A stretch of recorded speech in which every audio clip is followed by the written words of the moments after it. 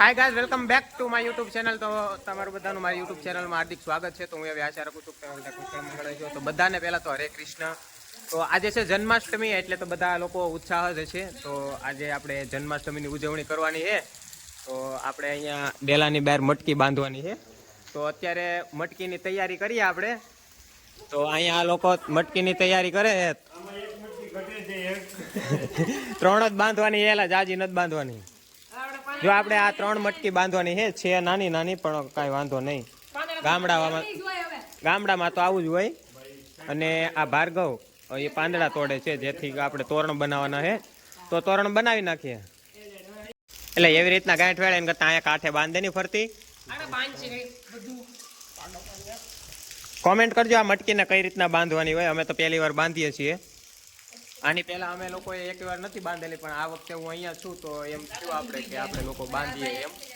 અમારા લોકોને જો કે આજે ઉત્સવ બંધ રહેવાનો હતો, કારણ કે અમારા ગામમાં એક ભાઈ મરણ પામ્યા, એટલા માટે. પણ 5 વાગ્યા પછી પાછું એ લોકોએ કીધું કે હા આપણે ઉજવીએ.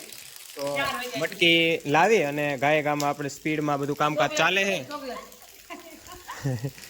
ભાગા હેરખું હો. સમયના અભાવે આપણે એક પાનને નથી તોડતા, આપણે આખી ડાળીને એક હારે બાંધી દેવાની અહીંયા. ચાલે કામ ઝડપથી હો.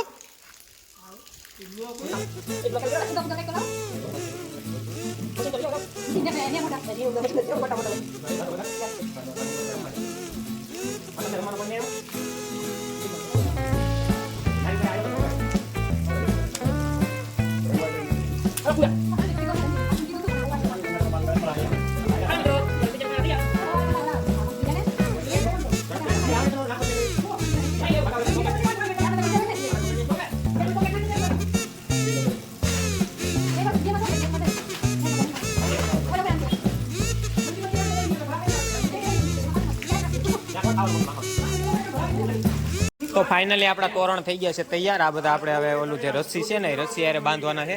અને આ આપણી મટુકી થઈ ગઈ છે તૈયાર હવે બાંધવાની. 2 મટુકીમાં ચોકલેટ ભરી દીધી છે, બંને અલગ અલગ ફ્લેવરની. અને આમાં આપણે દહીં ને બીજું શું નાખવાનું હોય? દહીં દૂધ નાખવાનું છે. તો આપણી 3 મટુકી થઈ ગઈ છે તૈયાર હવે. તો ચાલો, તો હવે આપણે બહાર બાંધવાની છે. તો આપણે બહાર જઈ અને બાંધી દઈએ. તો આપણે મટુકીની બહાર જગ્યા જોવા માટે આવ્યા છીએ. તો આપણે બાંધવાની છે આ જાળી હતી ને ત્યાં અહીંયા ડેલા લગી. તો ચાલો અત્યારે હું આ જાળીએ જાઉં અને ત્યાં જઈએ. તો આપણે લોકોએ હવે અહીંયા તો બાંધી દીધી છે. અને હવે આપણે અહીંયા એક મટકી બાંધવાની છે, એક આપણે અહીંયા બાંધવાની છે, અને એક આ બાજુ. 3 એક જ રસ્સી ઉપર 3 બાંધવાની છે. અને આપણે હવે અહીંયા પણ રસ્સી નાખી દીધી છે. તો એને આપણે અહીંયા જો આ ડેલો દેખાય ને, ત્યાં એની હારે બાંધી દેવાની છે.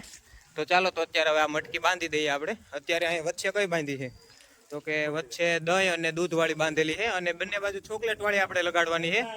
તો હવે આપણે લગાડી દઈએ.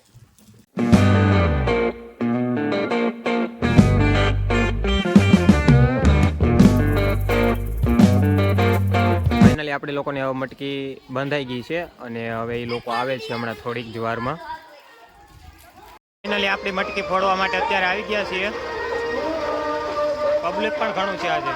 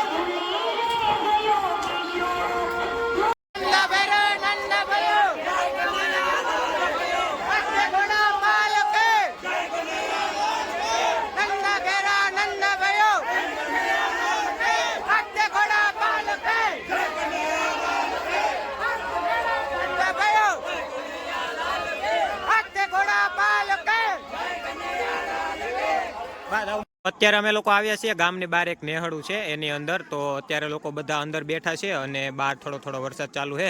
તો અંદર અત્યારે નાસ્તાનો કાર્યક્રમ ચાલે છે. તો બધા હવે નાસ્તો કરીએ અને પાછા નીકળીએ હવે.